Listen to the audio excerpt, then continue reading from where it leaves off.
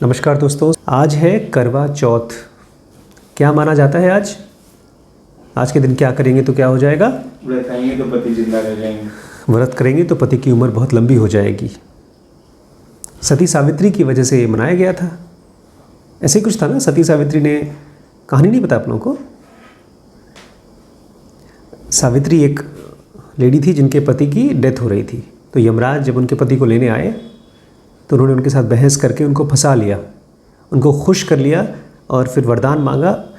और बेचारे यमराज कंफ्यूज हो गए। उन्होंने आशीर्वाद दे दिया, सदा सौभाग्यवती भव, सदा सुहागन भव। और फिर उन्होंने कहा, मेरे पति को तो आप लेते जा रहे हैं तो फिर कैसे रहूँगी? इस तरह से कहानी है। लेकिन जब हम रमण महर्षि को पढ़ रहे हैं तो यमराज कौन है? यमराज की नई डेफिनेशन पता है आप लोगों को ज़ुनोगा में? रमण को डेथ किस फॉर्म में आई थी? डर गए। रमण को ये एहसास हुआ कि मौत होने वाली है और फिर उन्होंने कहा ठीक है, होगी तो मर जाते हैं। ऐसा हमारे साथ कभी हुआ है किसी चीज़ के साथ हमने सरेंडर कर दिया हो? क्योंकि ये जो व्रत आज हो रहा है वो कोई सरेंडर नहीं है, वो तो डिमांड है। अगर आप तपस्या में जाना चाहते हैं, किसी भी तरह की तपस्या में, तो एक सटल डिफरेंस, एक सटल मिसअंडरस्टैंडिंग को गायब करना होगा। तपस्या हम करते नहीं हैं, तपस्या होती है। आज के दिन बहुत सी औरतें खाना नहीं खाती होंगी, पानी नहीं पीती होंगी, जो भी तपस्या होती है उसके बदले में क्या चाहती हैं? वो पति की उम्र बढ़ जाए। बल्कि आज रिम्पी एक जो बता रही थी कि एक औरत ने अपने पति को मॉल लेकर गई थी, पति ने उसके मन का साड़ी नहीं दिलाया तो खूब पिटाई की उसने आज के दिन में। खैर, हम लोग पति से नहीं मारपीट करते, हम तो भगवान से मारपीट करते हैं कि अगर मेरे पति की उम्र नहीं बढ़ाई तो हम तुमको नहीं मानेंगे। तो ये तो ऐसा है जैसे कि आप शीशे में अपनी शक्ल देखें और उससे जो सामने दिख रहा है अपने आप को, उसको कहें तुम मेरे लिए कुछ करो, काम करो, और जब वो बैठ जाए ना करे तो मैं उससे लड़ाई करूं। क्योंकि जिसको भी हम भगवान बोलते हैं वो हमारे ही अंदर का ग्रेट साइलेंस और अननोन है। ऐसा साइलेंस और अननोन जिसको हम नहीं जानते, खाली उसके मतलब निकालते रहते हैं।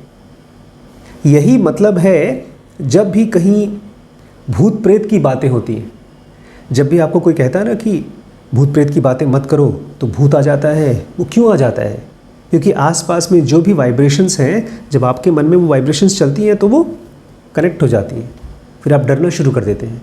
लेकिन ये जो अंदर का साइलेंस है उसको महसूस करने के लिए जितने भी लोग तपस्या व्रत करते हैं, अब यहाँ हटा देते हैं, वो पति की उम्र लंबी उम्र होती होगी, लेकिन वो तब होती है जब एक आदमी को इससे फ़र्क नहीं पड़ता कि उसको कुछ चाहिए। बड़ी विडंबना है। जब आपको कुछ नहीं चाहिए होता है तब मिलता है, और शायद सही भी है। तो तपस्या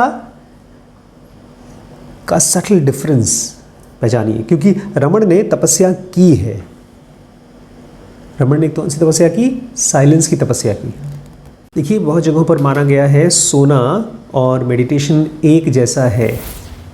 नींद में भी आप सेंसेशन से कट जाते हैं, कोई भी थॉट नहीं होता, कोई तकलीफ़ नहीं होती, ना बॉडी की और ना ही तो माइंड की। और ऐसा ही माना जाता है डीप मेडिटेशन में या तो समाधि में। तो रमण कहते हैं, मैं जब मौन हुआ इसलिए नहीं मौन हुआ कि मैंने कसम खा लिया और मुझे उस मौन के बदले में कुछ चाहिए, ऐसा नहीं था। बस मुझे बोलने का मन नहीं करता था। ठीक वैसे जैसे आपको सोते समय न बोलने का मन करता है, न किसी को सुनने का मन करता है, बस खाली पड़े रहने का मन करता है। लेकिन फिर एक डिस्कवरी हुई इनकी। यही है सटल डिफरेंस बिटवीन तपस्या एंड लालच, या इसको मैं बोलता हूँ तपस्या विथ ट्रेडिंग। ये लोग कौन से लोग करते थे पता है? रावण या जितने भी असुर माने जाते हैं। असुर मतलब सुर मतलब रे मन सुर में गा। तो असुर मतलब जो बेचारे सुर में नहीं गा पा रहे हैं, जो सुर में नहीं जी पा रहे हैं, जो कंफ्यूज्ड हैं। तो वो लोग क्या करते हैं? तपस्या करके भगवान से कुछ मांगने की कोशिश करते हैं। रमण जैसे लोग नहीं मांगते, लेकिन इनकी एक डिस्कवरी थी।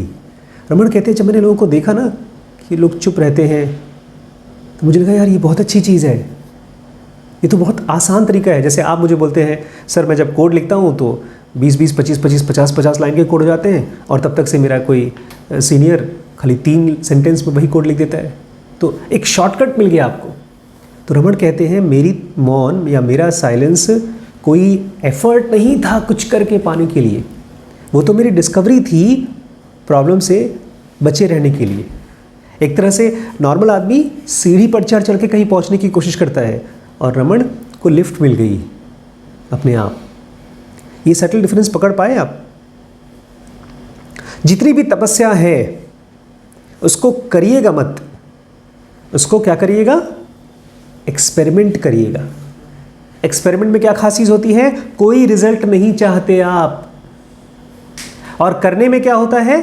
It is related to results only, कि मैं तभी काम करूंगा, तभी चुप रहूंगा, तभी उपवास करूंगा, तभी आपकी बताई हुई मेडिटेशन प्रैक्टिस करूंगा जब मुझे ये पक्का हो जाएगा कि मैं समाधि में सेक्शन 2B 3 4 5 में पहुंच जाऊंगा। और एक्सपेरिमेंट में क्या होता है? खेल। हम खेल रहे हैं, कभी जीत गए कभी हार गए, लेकिन मज़ा बहुत आया। तो एक्सपेरिमेंट करिएगा, ज़बरदस्ती मत करिएगा। शुरुआत के दिनों में जो रमन का मेडिटेशन होता था उसको बहुत पिक्चरस तरीके से, बहुत ही पोएटिक तरीके से रमन ने एक्सप्लेन करने की, लिखने की कोशिश की थी। रमन कहते हैं मुझे पता नहीं चला कब सूरज उगता था, कब ढलता था, कब दिन हो जाता था, कब रात हो जाती थी। शुरू में तो बहुत फ्रिक्वेंटली होती थी, उनको पता ही नहीं चलता था। जैसे छोटा बच्चा है ना, वो कब जगता है कब सोता है पता नहीं चलता। वो जब नींद खुलती है, उसको बिस्तर गीला हो गया या उसको भूख लगी है तो रोता है, चीखता है। बट रमन के साथ ऐसा होता था, वो आंखें खोलते थे, उनको पता नहीं चलता था कब दिन हुई कब रात हुई।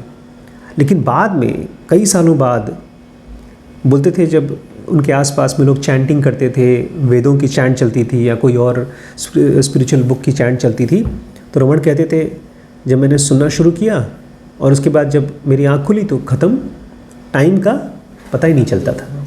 लेकिन एक और बड़ी खास चीज़ हुई, कृष्णमूर्ति इसको अवेयरनेस कहा करते थे, रमन तो इसको कहते थे ऑब्जर्वेशन या ऑब्जर्वेंस।